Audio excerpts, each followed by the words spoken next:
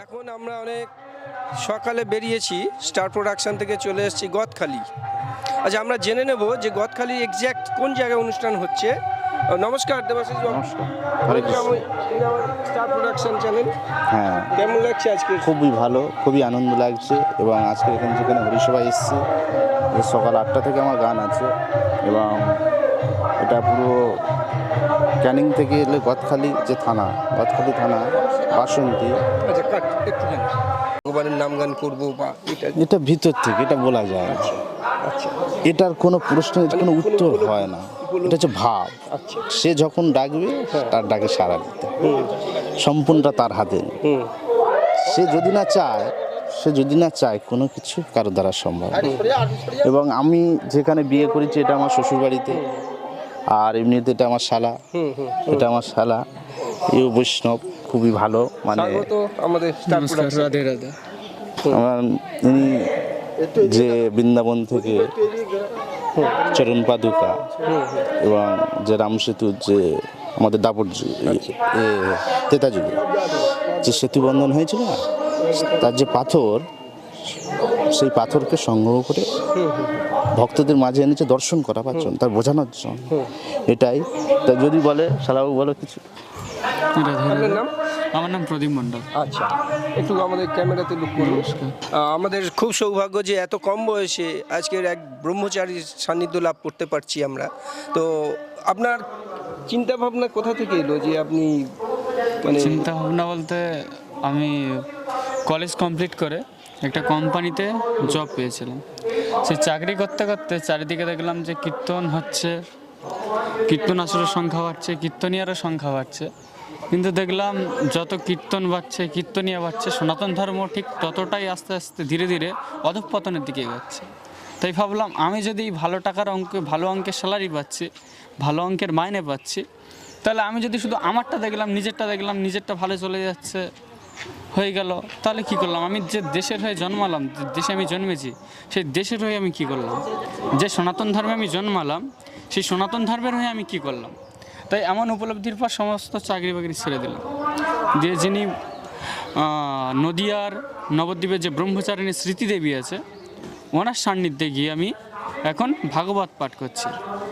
সেখানে গিয়ে যখন সনাতন ধর্মের বিষয়বস্তু অধ্যয়ন করছি, তখন জানতে পারছি যে আমাদের ভাগবত আসরে বা কীর্তন আসরে যেসব কথাগুলো বলা হয়, সে কথাগুলো পুরোপুরি কিন্তু সঠিক নয়।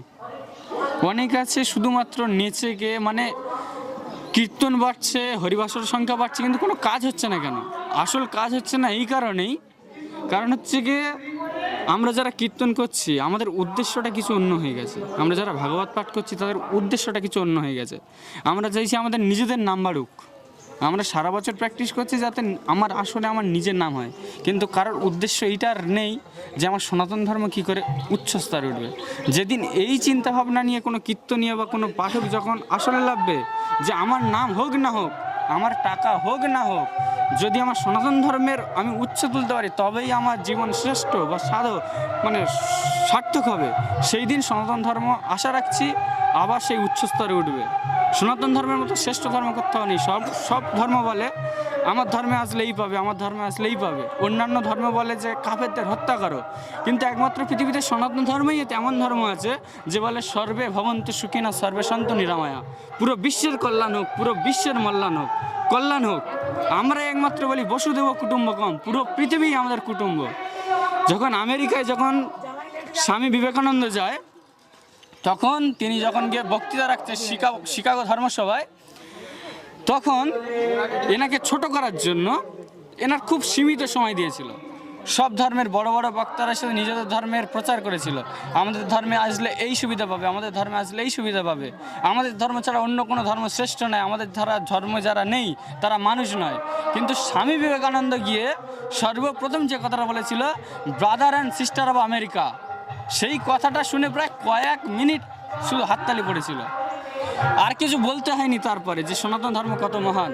স্ত্রী, এটা পুরুষ, ওটা নারী, ওটা হাঁস, ওটা মুরগি, ওটা কুকুর, ওটা ছাগল।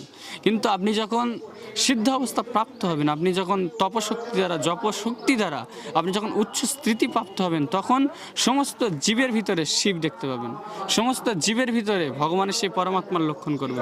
তখন আপনি কারোর প্রতি ভেদভাব হবে না, কারোর প্রতি স্ত্রী পুরুষ এই ভাবটা হবে না। তার জন্য সর্বপ্রথম কাম, ক্রোধ, লোভ, মোহ, মদ, মাৎসর্য এগুলো নিজেকে বশ করতে হবে। যেমন রাম আমাদের ঘরে এসেছিল, যে মদ খেয়ে যে লোকটা বাড়ি ঢোকে তার ঘরে রাম আসবে না। যে মা সন্ধ্যেবেলা সিরিয়াল দেখে তার ঘরে গৌরাঙ্গ মহাপ্রভু আসবে না। গৌরাঙ্গ মহাপ্রভু আসার জন্য সচিমাতা চাই, আর রাম আসার জন্য দশরথ চাই। দশরথ মানে যিনি 10টা ইন্দ্রিয় সংযম করেছিল, তিনি দশরথ। তা স্বামী বিবেকানন্দ যে কথাটা বলেছিল যে সমস্ত জীবাত্মার ভিতরে শিবাত্মা দেখা যায়, এটা অবশ্যই সত্য।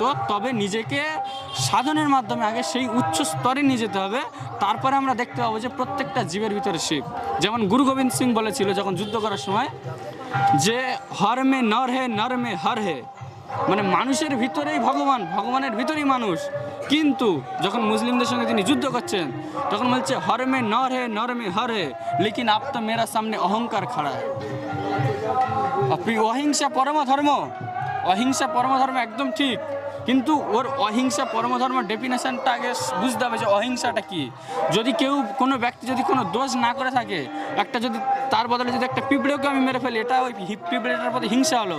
কিন্তু একটা দুষ্ট যদি আমার সনাতন ধর্মকে ধ্বংস করতে চায়, আমার মূর্তি ধ্বংস করতে চায়, আমার ঠাকুরকে ভেঙে ধুলোয় লটিয়ে দিতে চায়, তাহলে তার বিরুদ্ধে আমি অস্ত্র তুলবো। এটা সর্বপ্রথম অহিংসার প্রথম ডেফিনেশন। ইনি আমার থেকে অনেক অনেক অনেক অনেক অনেক শ্রেষ্ঠ, ইনি আমার থেকে অনেক অভিজ্ঞ, যা কিছু শিখছি এনার কাছ থেকেই শিখছি। হ্যাঁ, আমাদের এটাই তো দেখেছি যে অহংকার থাকে না, আমাদের যত বৈষ্ণবের জায়গায় চলে যায় মানুষ অহংকার না, নিজেকে আমাদের দুজনেরই লক্ষ্য এক, যে দুজন আমরা ফোন করে যখন কথা বলি, আলোচনা করি যে কিভাবে সনাতন ধর্মকে আগে বাড়ানো যায়। ধর্ম বাড়ছে, কীর্তন সংখ্যা বাড়ছে, লাভ যেহেতু কিন্তু ঠিক ততটাই বাড়ছে। হিন্দুদের মন্দির মসজিদ ধ্বংস কিন্তু ততটাই হচ্ছে, হিন্দুর ঘরের মা বোনেরা কিন্তু ততটাই আস্তে আস্তে মানে শত্রুদের শিকার হচ্ছে। তো আমাদের দুজনের এই মেন উদ্দেশ্য যে সনাতন ধর্মকে কিভাবে আগে বাড়ানো যায়, সনাতন ধর্ম কিভাবে সেই জায়গাটা আবার ফিরে দেওয়া যায়। আমরা তো পারবো না, যদি তার ইচ্ছা হয় তাহলে সে করে দেবে, এইটুকু। অডিওটা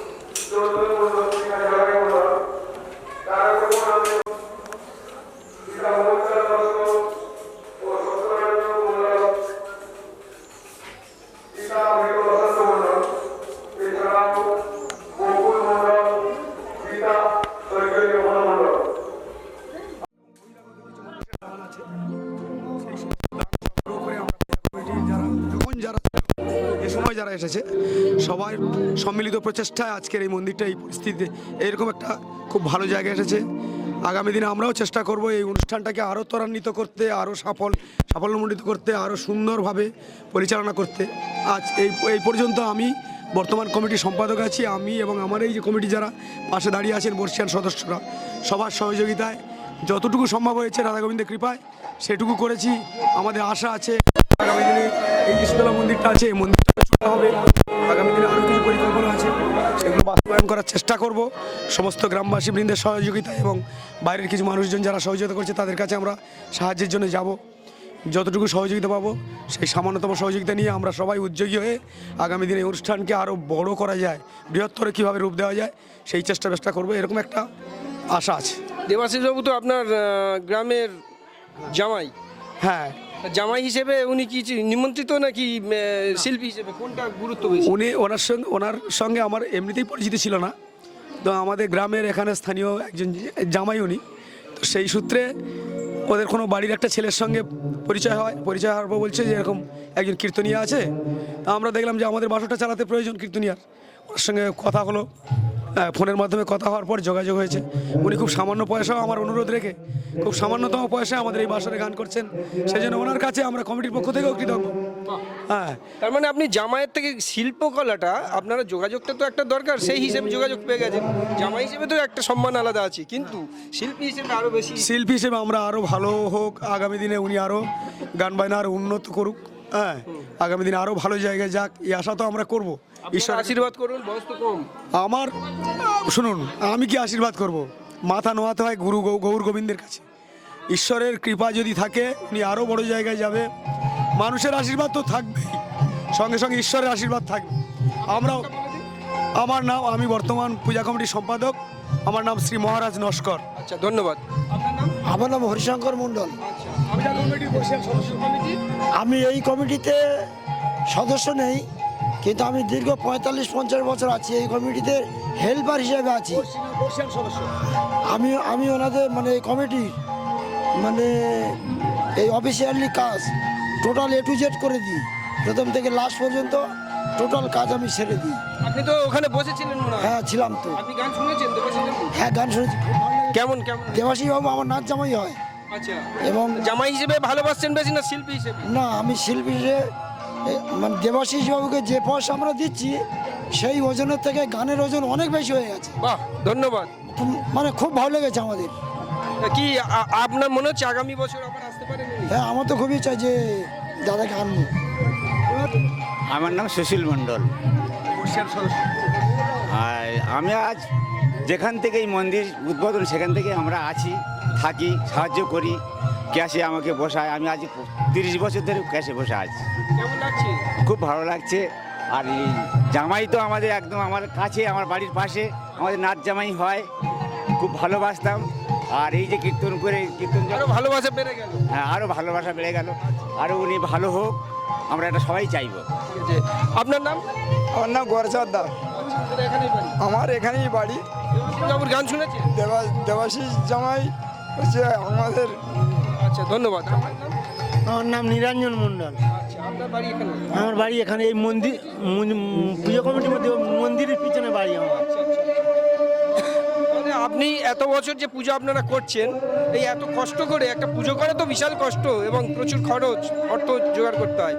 আর সেখানে এবছর এই যে এত সুন্দর মন্দির এবং মা শীতলা, মা মনসার মন্দির, পাশে ভগবানের মন্দির, এ তো অভাবনীয়, মানে দেখা যায় না এত সুন্দর দুটো পাশাপাশি মন্দির।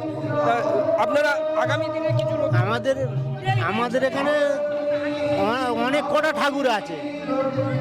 শীতলা, মা শীতলা আছে, বাবা দক্ষিণেশ্বর আছে, মা মনসা আছে, বনবিবি আছে, সব রকমের ঠাকুরের পূজা হয়। বাবা শিব ঠাকুরও আছে, সব ঠাকুরের পুজো হয়।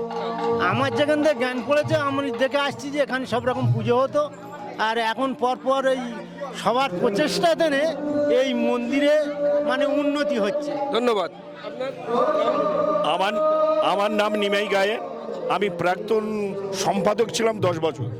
এখন আমাদের বয়স হয়ে গেছে, এখন ইয়ং ছেলেদের হাতে আমরা কিন্তু আপনারাই তো সম্পদ, মানে মন্দিরের সম্পদ।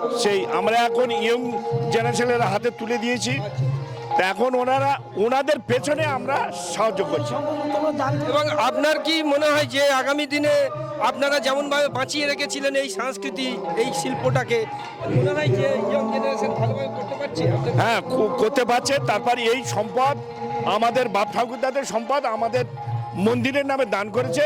সেই মতন আমাদের গ্রামবাসী তিনটে গ্রাম মিলে সবাই হচ্ছে কি আগ্রহ হয়ে এসে এই মন্দির হচ্ছে প্রচেষ্টা। মানে দর্শকদের উদ্দেশ্যে আপনার বার্তা কিছু বলেন, দর্শকদের উদ্দেশ্যে কি বার্তা আছে আগামী প্রজন্মের উপরে? দর্শকরা সবাই মিলে আসছে, সব কম বেশি করে সবাই এসে দান করছে, আর তিল করে দান করে তবে এই হচ্ছে বৃহত্তর মানে কাজটা আরম্ভ হয়েছে বা এবং আরও হচ্ছে প্রচেষ্টা, আরও এই মন্দির হবে। সবাই গ্রামবাসী সাহস দিচ্ছে যে হ্যাঁ আরও 3টে মন্দির করতে হবে, 3টে চূড়া হবে। তা সবাই সাহস দিচ্ছে, হবে সামনের ধীরে ধীরে হয়ে যাবে। ধন্যবাদ। হ্যাঁ, আমরা বরাবর 1 মাস ধরে চাঁদা তুলেছি মার নামে, মার হরিনামের জন্যে, মন্দির প্রতিষ্ঠার জন্যে 1 মাস ধরে আমরা চাঁদা তুলছি।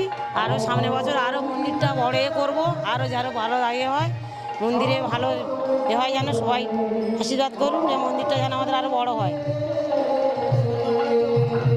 কেমন লাগছে, মানে হরিনাম শুনেছেন দেবাশিস বাবু? ভালো লেগেছে, ভালো। আচ্ছা, এই যে ভদ্রমহিলার ছবি দেখাচ্ছি, এই ভদ্রমহিলাটি ফুচকা বিক্রি করে গ্রামে গ্রামে চাঁদা তুলে ইনি কিন্তু 7 দিনের ভাগবত পাঠ করিয়েছেন। ঠিক আছে, এই দেখুন কাঁদতে কথা বলছেন আমাদের সাথে। আপনারা নিশ্চয়ই এরকম কষ্ট করেন? হ্যাঁ, আমরা এরকম কষ্ট করছি তো বাবা। হ্যাঁ, হ্যাঁ, আপনি একা কেন? সবাই বুঝতে পারিনি। আপনাদের মহিলা সংগঠন আছে নাকি?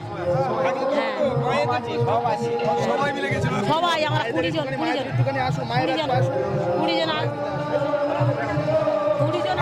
আপনার নাম কি?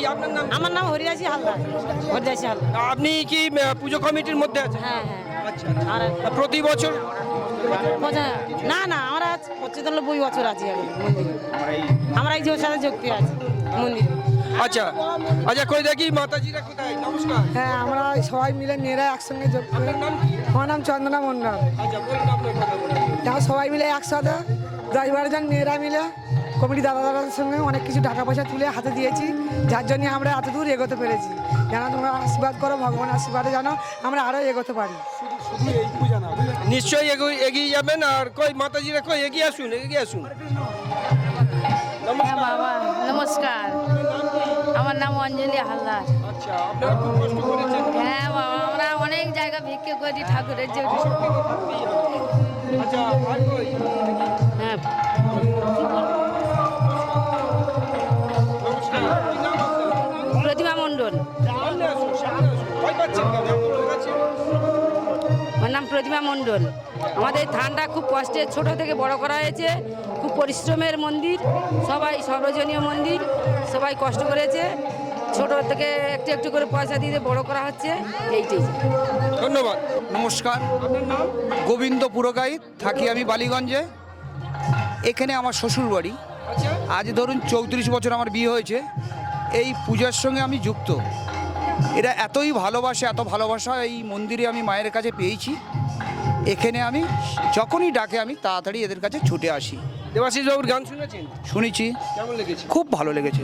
আচ্ছা, এসব হচ্ছে ভগবানের জিনিস, শুনতে হবে। আচ্ছা, একটা কথা বলুন তো, হরিনাম তো অনেকে করে, কিন্তু মাতৃভক্তি বা পিতৃভক্তি এই যে ব্যাপারটা উনি তুলে ধরলেন, এটা কেমন লাগে? খুব ভালো। মাতৃভক্তি আর পিতৃভক্তি হোক, সবই আমাদের কাছে, আমাদের হৃদয় থেকে যদি সবাইকে ডাকি, সবাই কাছে আসবে। তা দেবাশিস বাবু বলুন, আপনি তো জামাই হিসেবেও এখানে সমাদৃত এবং মানে এখানে শিল্পী হিসেবেও, আপনি কোনটাতে বেশি মানে আপনার ভালো লাগছে? এই মুহূর্তে আমার এখানে যে বাবুরা যে এখানে যে আমাকে আসতে সুযোগটা করে দিয়েছে, এটা সবচেয়ে আমার বড়। আচ্ছা আচ্ছা। মানে শিল্পী হিসেবে আপনার শিল্পী হিসাবে একটা অনুভূতি তো থাকেই। শিল্পী হিসাবে সবসময় আদর আপ্যায়ন সেটা থেকেই। সেটা দেখুন, সেটা মানে এখানে পরিবেশটা খুব ভালো।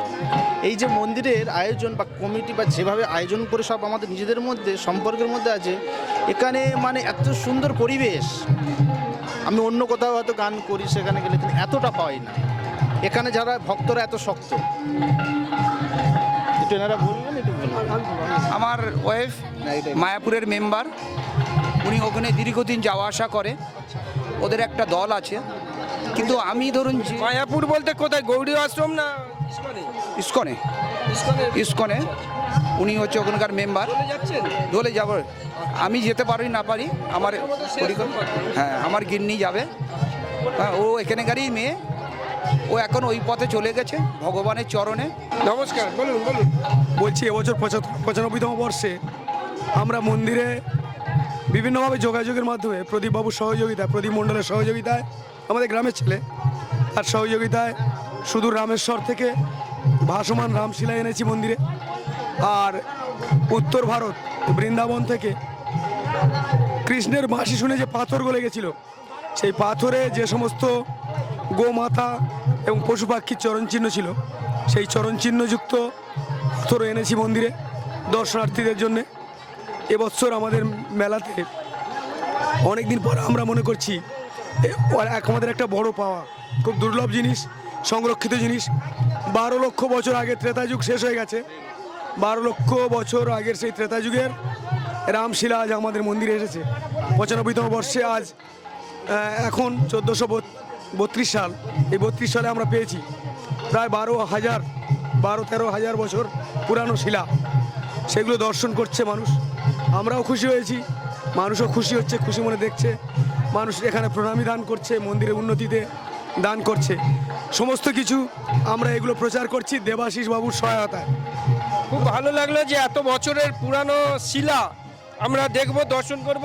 ক্যামেরা। ভগবান যখন বাঁশি বাজাতেন, তার বাঁশি শুনে পাথর গলে যেত, আর সেই পাথরে, সেই পাহাড়ে ভগবানের চরণ চিহ্ন সেই পাথরের উপরে, সেই পাহাড়ের উপরে পড়ে গেছিল। এবং যখন বাঁশি বাজাতেন, ওই বাঁশি শুনে গরুরাও, গাভীরা, গোমাতারা ছুটে আসতেন, সেই গোমাতার চরণ চিহ্ন এই পাথরের উপর পড়েছে। একটি মাত্র চরণ চিহ্ন পাওয়া গেছে, এটা পৃথিবীর আর হয়তো খুব কম জায়গায় পাওয়া যায়, সীমিত জায়গায়।